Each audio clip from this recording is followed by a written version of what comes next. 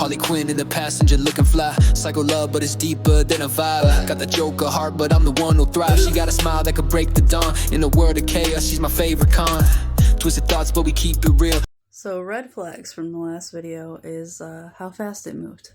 Definitely. Went very quickly, like from friends to in love, and it just felt like us against the world, you know, so much so on the CD I was telling you about, it ended up having the song No One from Alicia Keys, so we were definitely us against everybody. It was a lot of music. Definitely, like, I feel like played a big part in how we progressed, or at least how I can recognize where we progressed. There was a time, an incident, where the song from Ashanti came on, and it was Movies. And we were in their kitchen, and I just remember standing in that kitchen, and I will never forget, like, I want to talk so bad and be like, oh, but it didn't feel like that. It felt like magical, like it was the best feeling in the world, like someone connected with me on a whole nother level, you know? But like, that's what narcissists do. They make your fantasies come true, you know? And so whatever I was reciprocating, that's what they took, and then they used it with me, and they made it feel like what I wanted it to feel like, but they never actually felt that way, you know? It came down to a bunch of conversations about how they didn't remember the kiss, and that kind of pissed me off. And so I'm like, what? Like, oh no, now you gotta kiss me. This is my whole thing. Like, that we're like, I can't be feeling this crazy and all this stuff, and you just don't remember it all. And they used to do their hair like every day in the bathroom all the time, and I would just stand there and stare because I was obsessed, I won't lie. And at one day, I don't know what made it happen, but one day they looked at me and they were like, they against this wall. Like, when I say against the wall, it was like kind of in a cut, you know, like ain't nobody else see it. But they kissed me and like legit told me they were gonna remember that. You know, that was our first kiss officially. And then I knew in my mind, I knew I wasn't crazy about all these feelings that I had for this person. They genuinely felt the same way, and you know, it wasn't just made up. My heart hurts. It feels so good to talk about it, but I'm leaving it here just so we all know. I'm doing this for me. I mean, also to help everybody and give experiences of how it could have progressed and red flags and things, but after I'm done, like, I'm done. So it's kind of bittersweet for me talking about it. So I remember one incident where we were walking and it was raining, and literally I didn't have no like hat or hood or nothing because we didn't expect it to rain, and they gave me their hat and they kissed me in the rain. Like, you can't tell me this shit's made up. It feels like a damn movie, but oh, stupid narcissist, right? That's what the point is. That's the whole point. It's for you to feel good about it, and then they take advantage of you, you know? But yeah, it felt really good. I mean, if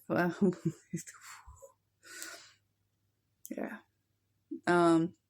So then we go from there to, I finally eventually had to get naked in front of them because of the rain. So they started talking junk because my skin tone was different. And they were scared because of what my breasts might look like. And I'm like, they look normal. Like, what the hell? And it became a joke. It became a joke between us for about a week.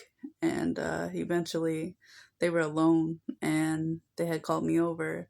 And so they were sitting at their computer, and I'm like, just came in, you know, and they were like, come sit here. And I sat on their lap and progressed that night, you know, like they ended up seeing them, but they drank milk prior to it and blamed it on the milk. Like, buddy, wait, what? Because they had thrown up. I promise you, they don't look crazy. But well, not to this day, but still, up until the very last moment, I used to be like, it was the milk, huh? and we always talk about it, and it was always a joke. But yeah. So it's getting closer to the time for them to be moving, and they come outside one day, and they're like, "Are you ready?" And I'm like, "For what?" And they were like, "This," and I was like, "No." You know, they're female. You can put two and two together what they are talking about. And I said no. I ain't gonna lie to you. I said no, no, no, no. I never gave myself to nobody, you know. But then what they did was they talked to me back and forth on a fence for hours and hours and told me what they would do to me and all of that. And it was like, okay, I'm ready. But they were like, no. Cut me off, basically. But then it came to a point where their person that they were in a relationship wasn't there, and we ended up in the same, you know, she called me over, I came over, and we're in her house, and I was like, I gotta take a shower, like, that was my big thing, and I was like, no, I can't take one here, but she was like, yeah, you could take one here, it's fine, and I'm like, no, and I went back to my mom's, I went to take a shower, I came back, and we were it was about to happen, and then her person she was in a relationship came in with the kids, so it definitely didn't happen. And then they moved, and that wasn't the end. That's just the end of this part right here that I'm doing, but next week I'll continue to get further into it. But yeah, this is very healing for me.